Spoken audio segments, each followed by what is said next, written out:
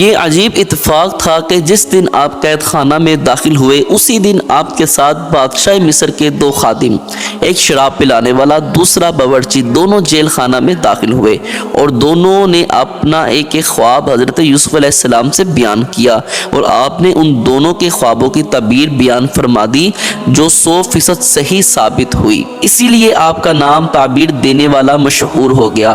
اسی دوران مصر کے بادشاہ اعظم ریان بن ولید نے یہ خواب دیکھا کہ 7 فربا گائیوں کو 7 دبلی گائیں کھا رہی ہیں اور 7 ہری بالیاں ہیں اور 7 سوکھی بالیاں ہیں۔ بادشاہ اعظم نے اپنے درباریوں سے اس خواب کی تعبیر دریافت کی تو لوگوں نے اس خواب کو خواب پریشان کہہ کر اس کی کوئی تعبیر نہیں بتائی۔ اتنے میں بادشاہ کا ساقی جو قید خانہ سے رہا ہو کر آ گیا تھا، اس نے کہا کہ مجھے اس خواب کی تعبیر معلوم کرنے کے لیے جیل خانہ میں جانے کی اجازت دی جائے۔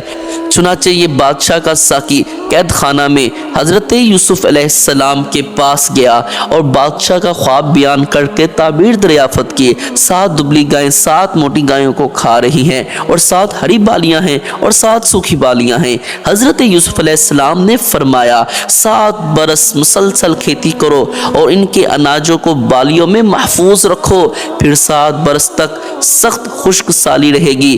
کہت کہ ان 7 برسوں میں پہلے 7 برسوں کو محفوظ کیا ہوا اناج لوگ کھائیں گے، اس کے بعد پھر ہریالی کا سال آئے گا۔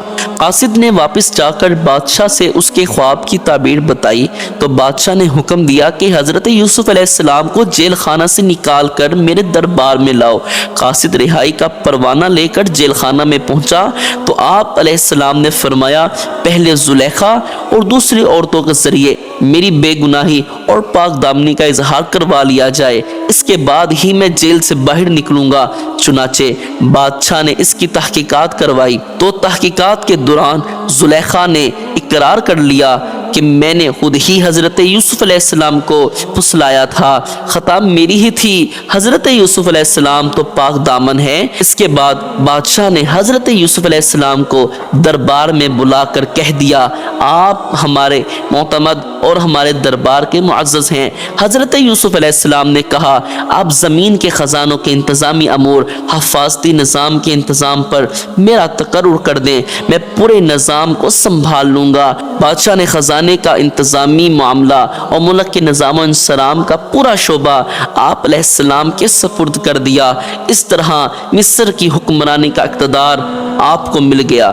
اس کے بعد آپ علیہ السلام نے خزانوں کا نظام اپنے ہاتھ میں لے کر 7 سال تک کھیتی کا پلان چلایا اور اناجوں کو بالیوں میں محفوظ رکھا، یہاں تک قحط اور خشک سالی کا زور شروع ہو گیا اور پوری سلطنت کے لوگ غلے کی خریداری کے لیے مصر آنا شروع ہو گئے اور آپ علیہ السلام نے غلوں کی فروخت شروع کر دی۔ اسی سلسلے میں آپ کے بھائی کنعان سے مصر آئے۔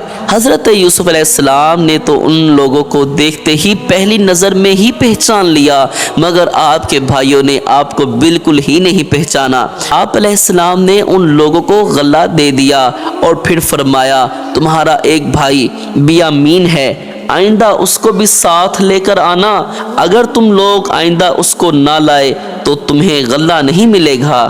بھائیوں نے جواب دیا ہم اس کے والد کو رضامند کرنے کی کوشش کریں گے۔ پھر حضرت یوسف علیہ السلام نے اپنے غلاموں سے کہا کہ تم لوگ ان کی نقدیوں کو ان کی بوریوں میں ڈال دو تاکہ یہ لوگ جب اپنے گھر پہنچ کر ان نقدیوں کو دیکھیں تو امید ہے یہ ضرور واپس آئیں گے۔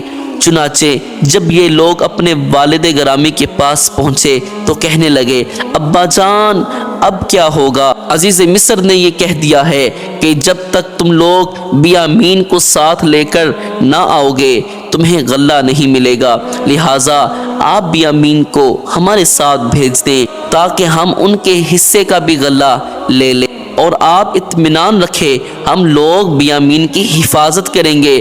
اس کے بعد جب ان لوگوں نے اپنی بوریوں کو کھولا تو حیران رہ گئے، ان کی رقمیں اور نقدیاں ان کی بوریوں میں موجود تھیں۔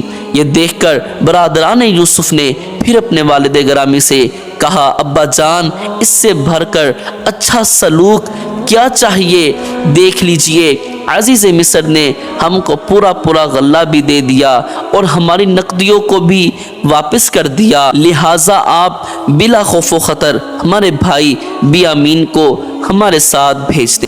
हज़रत याकूब अलैहिस्सलाम ने फरमाया, मैं एक मरतबा यूसुफ के मामले में तुम लोगों पर भरोसा कर चुका हूँ, तो तुम लोगों ने क्या कर डाला, अब दोबारा मैं तुम लोगों पर कैसे भरोसा कर लूँ। फिर इस तरह बियामीन को हरगिज़ तुम लोगों के साथ नहीं भेजूँगा, लेकिन हाँ, अगर तुम लोग हल्फ उठाकर मेरे सामने अहद करो तो अलबत्ता मैं इसको भेज सकता हूँ। ये सुनकर भाइयों ने हल्फ लेकर अहद किया और आप अलैहिस्सलाम ने उन लोगों के साथ बियामीन को भेज दिया।